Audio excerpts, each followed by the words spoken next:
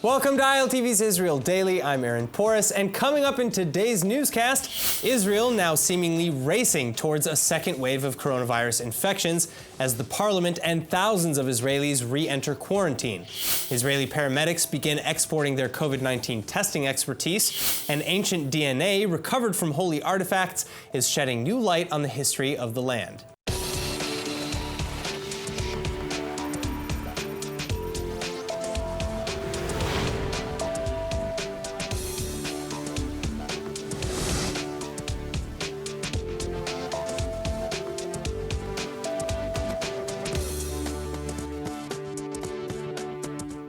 Israel's newly formed parliament and coalition already closing down shop amidst a rash of new coronavirus infections, legitimately raising fears that a second wave is quickly closing in. Tracy Alexander reports. Parliament, parties, soccer games and schools. The Health Ministry has its work cut out for them as coronavirus continues to spread across Israel. Some 700 Knesset workers told not to come to work today, with committee meetings and other activities cancelled. It comes after Joint List Member of Parliament Sami Abu Shahadeh tested positive for the coronavirus. Photos of the MK without a mask visiting the mourning family of slain East Jerusalem man Iyad Halak, as well as at a mass protest. Abu Shahadeh now appealing on Twitter for anyone who is in his immediate area to go into isolation and do a test. The Health Ministry also livid as crowds of more than 50 people continue to gather against the guidelines, like here at this Tel Aviv rooftop party, which is now under investigation. Soccer games resumed Saturday with heavy restrictions, and even though soccer fans aren't allowed inside stadiums, there seems to be a glitch in the system. Without a trace of social distancing, hundreds of Hapoel Tel Aviv fans celebrating their team's win outside the stadium this week. Now rules for the remainder of the season are reportedly being reviewed.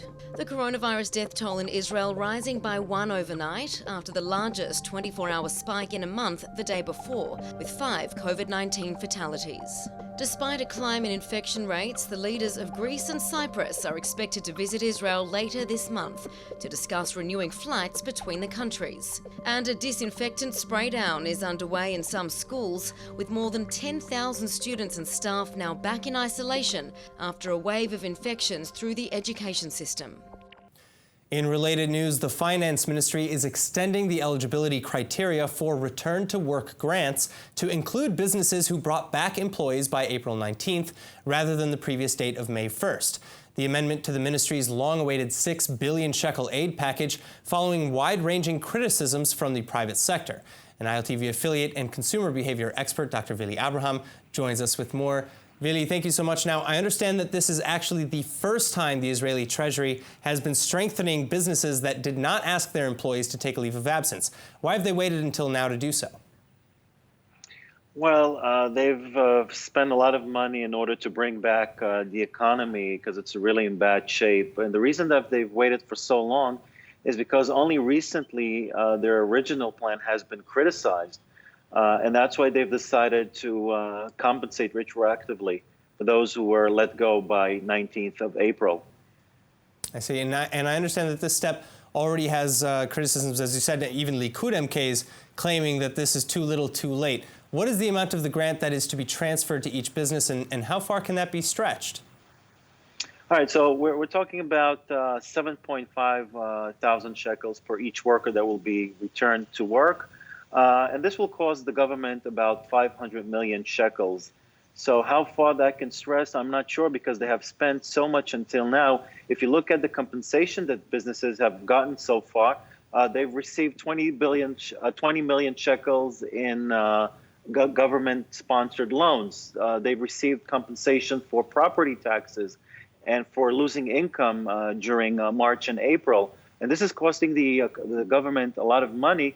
And now they want to return about 600,000 employees back to the economy. And this is projected to cost the government about 4 billion shekels. Wow. All right. Well, what are some of the other details of the plan presented by Finance Minister Katz to rebuild this economy post-coronavirus? So we're talking about compensating for each worker that will be returned. So we're talking about the workers who were let go after the 19th of April, and businesses will be compensated in 4 stages. So that's one thing. The other thing is, of course, returning money for fixed costs that businesses have and all the loss that they incurred and property taxes. So all of this is going to cost a lot of money to the government. So now this is just an addition, this 500 million shekels that they will get. All right. Now, I understand that there's also a new survey that's revealing very worrying data about loans in Israel. Can you expand on that? Loans were taken mostly by secular Jews. However, also about 36% of the ultra-Orthodox population has taken loans.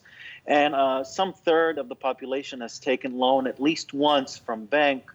Some have taken from family members, from external sources, not related to banks. However, what is really concerning, and this might have far-reaching social implications, is the fact that 50% of the population has taken loans from the gray market, which is very severe because, first of all, it means that a lot of people cannot get loans from the bank. And it means that if these people don't return the money, they might be implicated in criminal incidents because, gray market is kind of taking money from the mafia. This is very serious. All right, well, we're going to have to find out how this all plays out. It sounds as serious as you're making it. Vili, thank you so much for joining us. It was a pleasure.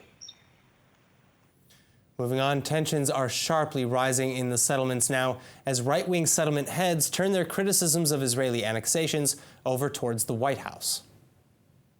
His patience quickly thinning. Israeli Prime Minister Netanyahu is now strongly condemning the words of the Yesha Council chairman. This after the settler leader told Israeli media that the United States president's peace plan shows that Donald Trump is no friend of Israel's. The back and forth signaling a breaking down of negotiations between the Israeli premier and right-wing settlement heads from earlier this week. Netanyahu telling them to get on board with the Peace to Prosperity plan as they continue to reject it. The settlement bloc leaders demanding to see details of the annexations slated to progress July 1, while slamming the early drafts they say would force evacuations and establish a Palestinian state. Some in the group are even threatening to blow up the deal, accusing President Trump of only being interested in looking good ahead of elections. Still, Netanyahu and other right-wing leaders are banding together, rejecting these statements, saying that the United States' support is needed to expand the country's sovereignty, and insisting that President Trump is a great friend of Israel. Netanyahu listing achievements like recognizing Israel's sovereignty over Jerusalem and the Golan Heights, moving the United States Embassy to Jerusalem, and paving a way for absorbing the settlements in the first place. Meantime, in a move being called nearly suicidal by a renowned analyst, the Palestinian Authority says it will no longer accept tax revenues transferred from Israel. It's part of Ramallah's efforts to void understandings and end coordinations with Israel. To remind you, PA President Mahmoud Abbas vowing to renege on existing agreements with the Jewish state in a bid to push back at Netanyahu's sovereignty extension plan. Considering the dire economic burden COVID-19 has placed on the West Bank and financial aid cuts by the Trump administration, expert analysis is suggesting that the only explanation is to prepare the public for escalations should the annexation vote move ahead come July 1st. Now heading for the United States, massive demonstrations are still sweeping across the country in the wake of the tragic murder of George Floyd by police. But does the Jewish community in America identify with the protesters? With us to discuss is Shaili Choban of the Jewish Agency for Israel. Shaili, thank you so much for being with us. Now, how has the protest affected the city where you live, Chicago, and the region in general? Hi, Aaron. Good evening. Thank you so much for talking to me. As I said, I live in Chicago, and for the last almost week now, there is a lot of protests, especially downtown Chicago. If you know downtown Chicago, there is a river crossing downtown, and police lifted all the bridges in order to prevent people to get to downtown. All public transportation stopped, and police also blocked all exits from highway, trying to prevent people to get to downtown. That because of the fact that in the last few nights there were a lot of violent protests. In downtown, people were breaking into stores in Michigan Avenue and the closed neighborhoods. to downtown, lootering a lot of stores, and that's why we also had curfew starting 9 p.m. every night until early morning. Luckily, in the pictures that you see now are from my neighborhood. Luckily, in my neighborhood, we saw a totally different picture. We had protests every night since what happened with George Floyd, but these protests were really peaceful. We had thousands and thousands of people marching through the main streets of my neighborhood in a peaceful, very peaceful way. As you can see, all the local businesses were preparing themselves and boarded up all the stores just in case people will come after this protest to loot the local businesses. Yeah, I mean, I know you told us in an earlier conversation that you felt you were witnessing history in the making. Yes. Were there any events directed against the Jewish community, however? Thankfully, not in our area. I do know about a few cases in LA Jewish community where local Jewish businesses were burned down by protesters who took advantage of this situation. Luckily, we didn't have any incidents in our area. And the local Jewish community, especially in the Midwest, which I work with, all of them, I think most of them, and now published announcements supporting the local African American communities in their area. In regular days, the communities are in very good touch. The local Jewish community and the local African American communities and other minorities in the area. They have programs together to strengthen their relationships and to enhance the similarities between the different groups. I know a few Jewish communities in the area also sent, before the coronavirus situation, of course, sent delegations to Israel with a representative from the local African American community. So usually in regular days, they're in a really good touch and really good relationship. That's why we saw support from the local Jewish communities in this process. Well, it's spectacular to hear that there is such wonderful support between the different communities, especially because I know that the Black Lives Matter organization has come under a little bit of hot water for its platform on Israel.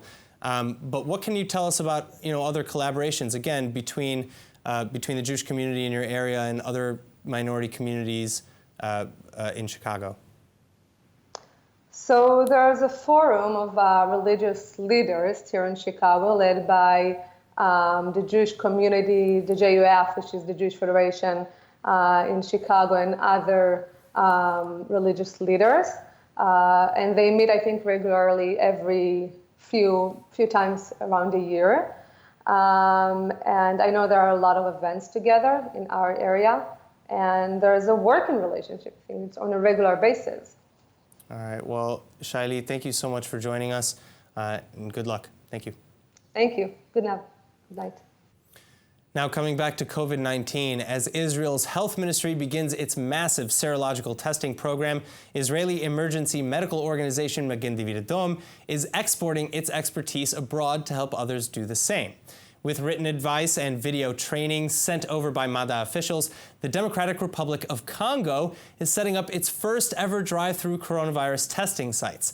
The facilities essentially identical to those established in Israel, allowing for widespread testing in as safe an environment as possible, both for medical personnel and, of course, for Congolese citizens anxiously arriving for results. MADA, for its part, saying that it's always happy to share knowledge for the sake of saving lives.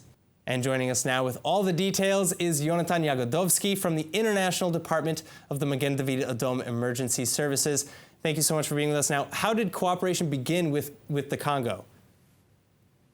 Well, about a month and a half ago, we were approached by the honorary consul of Congo here in Israel. And he asked for our assistance and advice in order to assist the people of Congo and the government in order to have better abilities to provide swab tests to the population over there. And Magen David Adom said, as we usually say, let's go. And that was the beginning of the process. So again, though, why did they come to Israeli Magen David Adom? Because I'm sure that there were other possible organizations they could have turned to. Well, I think one of the reasons was and still is the central part that Magen David Adom is doing here in Israel from the beginning of the outbreak, is testing hundreds of thousands of people who were suspected to be exposed to the COVID-19 and so on. And we have developed a variety of technologies, and know-how. So that was mainly the reason to approach us. We are extremely flexible. We can easily assist others. And we are very pleased and happy that we were able to assist the people in Congo. So let's get into the details. What help and guidance are you literally giving them specifically? Well, it started, there were several areas. First, we studied their needs and their system in order to provide the more accurate and productive guidelines and assistance. We have translated our protocols and guidelines to French.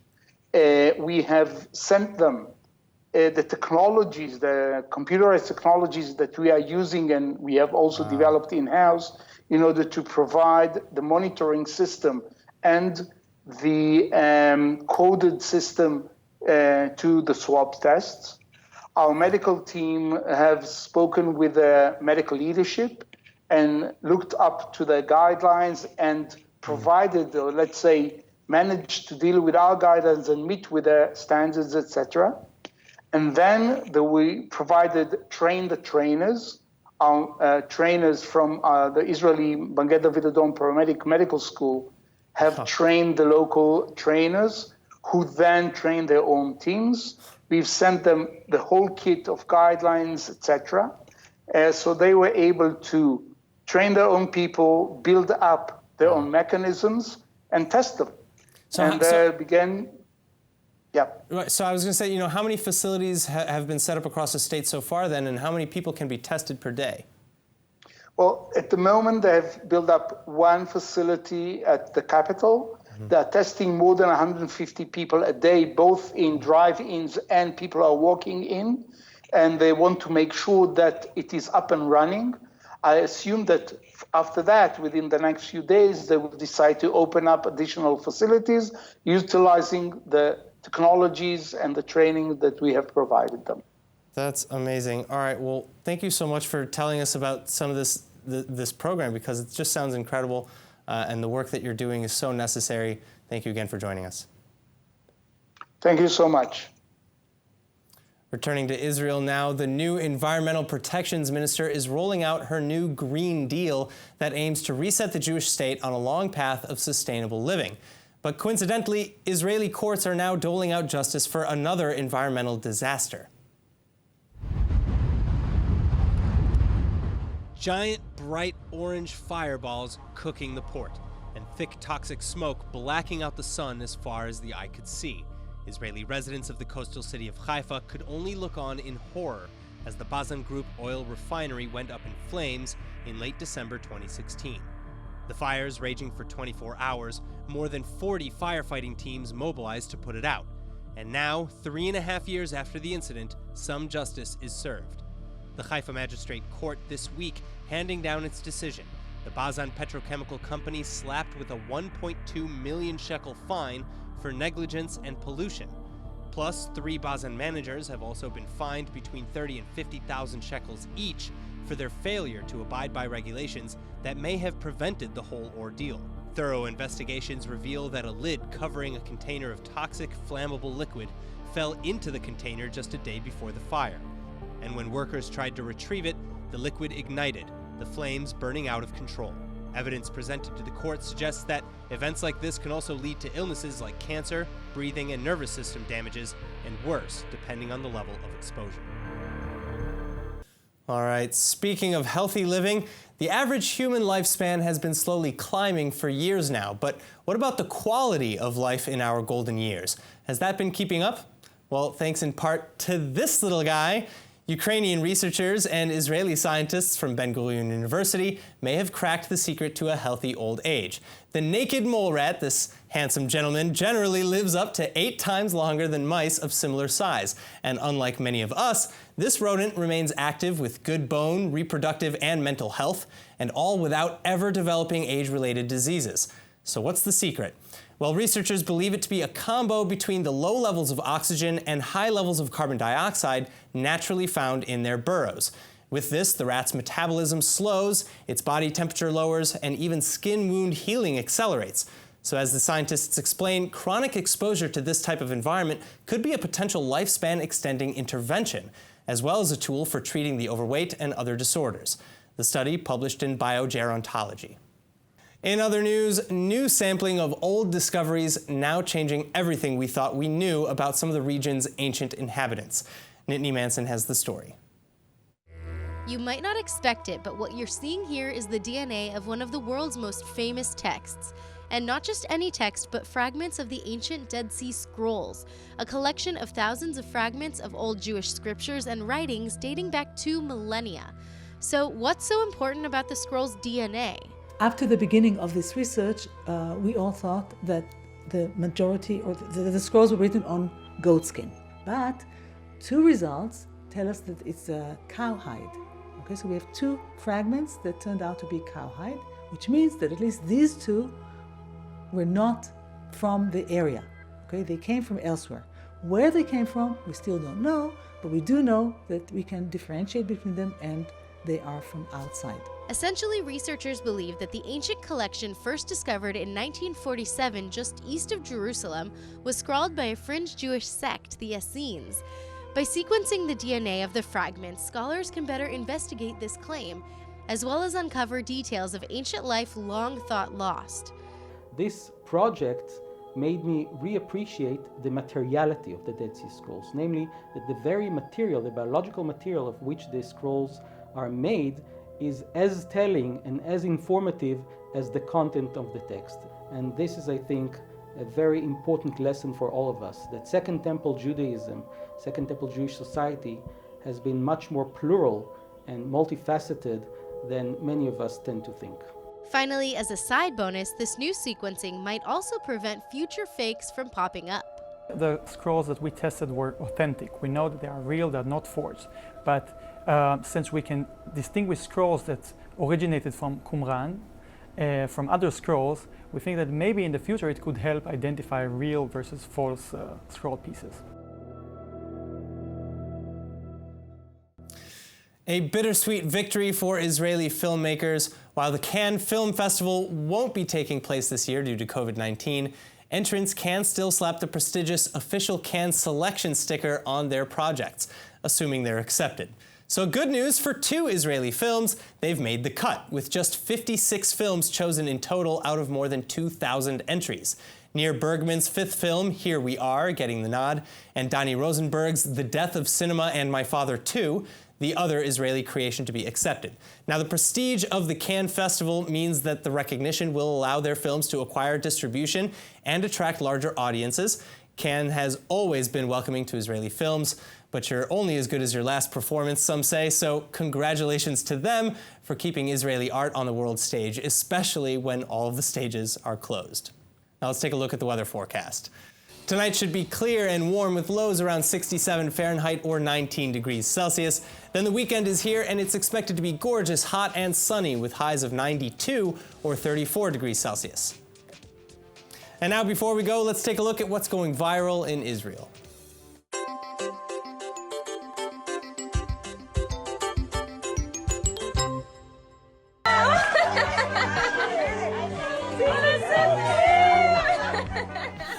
Another dog video today, my favorite, this time a puppy with a butterfly. That's amazing. All right, that's it for today's news. Today's exchange rate is 3.48 shekels to the American dollar.